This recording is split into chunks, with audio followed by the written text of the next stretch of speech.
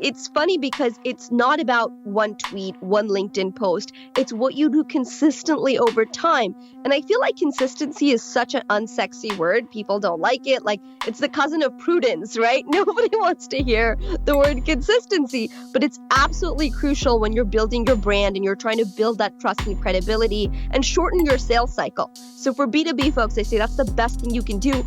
As you build these profiles, as you build this presence, you are going to shorten that sales cycle considerably. That doesn't mean you can be short-sighted about it, because it does take time, but where something might have taken 8 months, a year, can be a lot shorter because they already trust you. They already think that you are, the best of the best. I think as any good salesperson will tell you, right, especially in the B2B world, relationships are everything. So the first thing that you have to keep in mind, especially with something like personal branding, is that you're going to have to look at the ROI in both quantitative and qualitative ways. So the qualitative is that really important, hard to put numbers on at times, but just as important. So, it's your reputation. It's how someone says, oh, you are everywhere, or I've heard of your company before. Anybody who's been in sales knows the difference when they call someone and they get hung up on versus, oh, I've heard of you guys, right? And that's the game changer. When someone says, I've heard of you, and you have that instant credibility, your reputation precedes you. And I think that's what you're really looking for when you build a brand, where you already have that credibility, you have that respect, and you have that time. So if you get their time and you've got their attention, then you're one step, closer to actually closing the sale. So it's not necessarily about amplification all the time, right? And what I mean by that is it's not necessarily about how many people can you get in front of, which, of course, if you have a niche audience, that's not really the case. It's how are you viewed by that audience? Are you another salesperson? Are you a respected resource? Are you someone they feel looks out and has their best interests in mind? Are you someone they feel like keeps up with the industry, that cares about their patients, their practice? I think it's conveying all of this information. So it's depth rather than breadth. And that is also something to be said about, again, about your personal brand. It's not a popularity contest. It's not how many people know you. It's what the people that you are trying to get in front of think of you.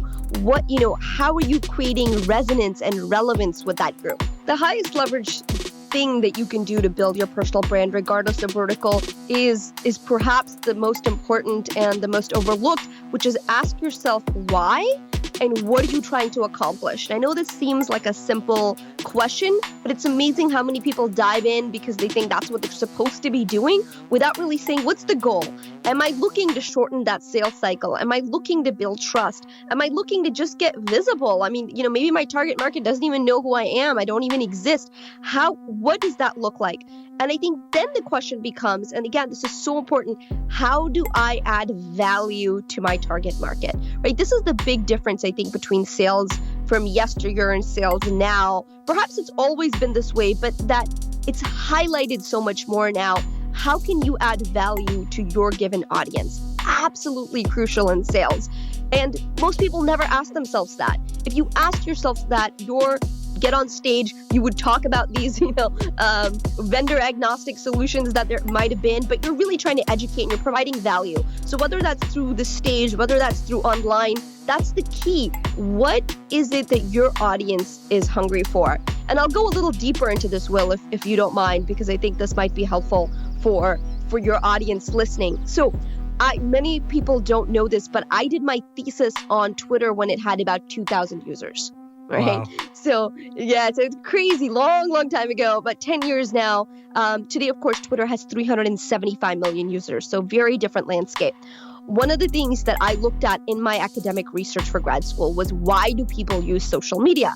And I think this is an important question to answer, because before you can try to figure out, how to use it, I think you understand what drives people, right? Like as salespeople, we're all about the motivation. What is the motivation? So, when I looked at that, my hypothesis was that we use it to connect with each other, to have that sense of community. But I was wrong. The primary reason people use social media is to showcase their own identity. Okay? And I know it might sound narcissistic first glance, or like, oh my God, the world is a giant selfie. But But if you stop and think about it, you realize that that's how we've always become who we are. It's the feedback we get, who we are, and we adapt to fit our community and so forth. Identity is a very changing thing. But translate this to sales and marketing, and what this means is it used to be so much about what does your brand say about you, right? Like we've all been in these branding exercises for a company, perhaps, where we're looking at like, what does our brand stand for? Who do we want to be? What do we, we've all been there. But what this research shows us is the right question to be asking isn't what does our brand say about us? The right question to be asking is what does doing business with us allow our customers to say about their personal brand?